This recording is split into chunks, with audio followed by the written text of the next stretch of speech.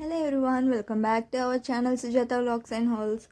ఈరోజు sweet shop స్టైల్లో పప్పు చెకోడీల్ని ఇంట్లోనే చాలా ఈజీగా ఎలా చేసుకోవాలో చూద్దాం. ఫస్ట్ అయితే దీనికోసం ఒక హాఫ్ కప్ పచ్చిశనగపప్పుని తీసుకొని ఇలా బాగా వాష్ చేసేసుకోవాలి. ఒకసారి వాష్ చేసుకున్న తర్వాత వీటిలో వాటర్ వేసేసి ఒక 2 to 3 అవర్స్ బాగా నానపెట్టుకోవాలి. ఇలా నానిపోయిన తర్వాత వాటర్ అంతా వంపేసేసుకొని మనం వీటిని ఒక కాటన్ టవల్లో కానీ ఏదైనా కాటన్ క్లాత్లో వేసేసుకొని వాటర్ ఏం లేకుండా ఇలా డ్రై చేసుకోవాలి. చూసారు కదా, ఇలా వాటర్ లేకుండా కొంచెం డ్రై చేసేసుకోవాలి. ఆ తర్వాత ఇప్పుడు చెకోడీల పిండి కోసం ఒక బౌల్లో 1 కప్పు బియ్య పిండి, హాఫ్ కప్ మైదా పిండి తీసుకోవాలి. ఇవి మొత్తం మైదా పిండితో అయినా చేసుకోవచ్చు.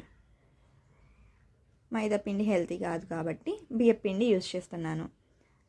ఇలా ఒకసారి మొత్తం కలుపుకున్న తర్వాత ఇప్పుడు స్టవ్ మీద బాండి పెట్టుకొని ఎంతైతే పిండి తీసుకున్నామో అంతే వాటర్ వేసేసుకోవాలి. 1.5 కప్పు వాటర్ వేసేసుకొని రుచికి సరిపడా సాల్ట్ వేసేసుకోవాలి. ఆ తర్వాత ఒక హాఫ్ టేబుల్ స్పూన్ కారం యాడ్ చేసేసుకోవాలి. ఇప్పుడు కొంచెం రెడ్ ఫుడ్ కలర్ని యాడ్ చేసేసుకొని బాగా కలిపేసుకోవాలి. కలర్ అనేది ఆప్షనల్ అండి. ఇలా మనకి వాటర్ రోలింగ్ బాయిలింగ్ అవుతున్నప్పుడు మనం స్టవ్ని కొంచెం సిమ్లో పెట్టేసేసుకొని ఒక చేత్తో పిండి వేసేసుకుంటూ ఒక చేత్తో మనం కలుపుతూ యాడ్ చేసేసుకొని ఇలా కలుపుకోవాలి.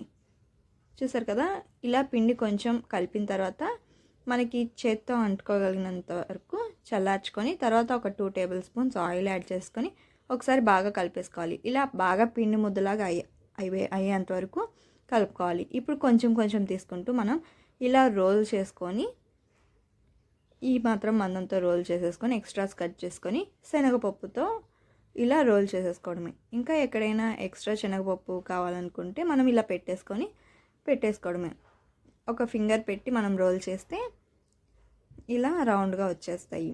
ఇలా అన్ని చెకోడీల్ని ప్రిపేర్ చేసేసుకొని ఇప్పుడు డీప్ ఫ్రైకి ఆయిల్ పెట్టేసుకోవాలి. ఆయిల్ని బాగా హీట్ అవనివ్వాలండి. ఆయిల్ బాగా హీట్ అయిన తర్వాతనే మనం చెకోడీల్ని వేసుకోవాలి. ఆయిల్ బాగా హీట్ అయిన తర్వాత స్టవ్ని మీడియం ఫ్లేమ్లోకి పెట్టేసుకొని మనం చెకోడీల్ని వేసుకోవాలి. చూసారు కదా, ఇలా 1 by 1 చెకోడీల్ని వేసేసుకోవాలి. స్టవ్ మాత్రం ఎప్పుడు మీడియం ఫ్లేమ్లోనే ఉండాలి, లేకపోతే లోపల సరిగ్గా కాలదు. ఇలా మనకి పైన వస్తున్న నురగ మొత్తం తగ్గేంత వరకు కాల్చుకోవాలి. అప్పుడు చెకోడీలు బాగా వేగినట్టు. అప్పటి వరకు కాల్చేసుకొని మనం ఈ చెకోడీల్ని తీసేసుకొని పక్కనున్న ప్లేట్లోకి తీసేసుకోవడమే. అంతే అండి, పప్పు చెకోడీలు రెడీ. Thanks for watching. ఈ వీడియో కనుక మీకు నచ్చినట్టయితే please like, share and subscribe. పక్కనే ఉన్న బెల్ ఐకాన్ని యాక్టివేట్ చేసుకోండి.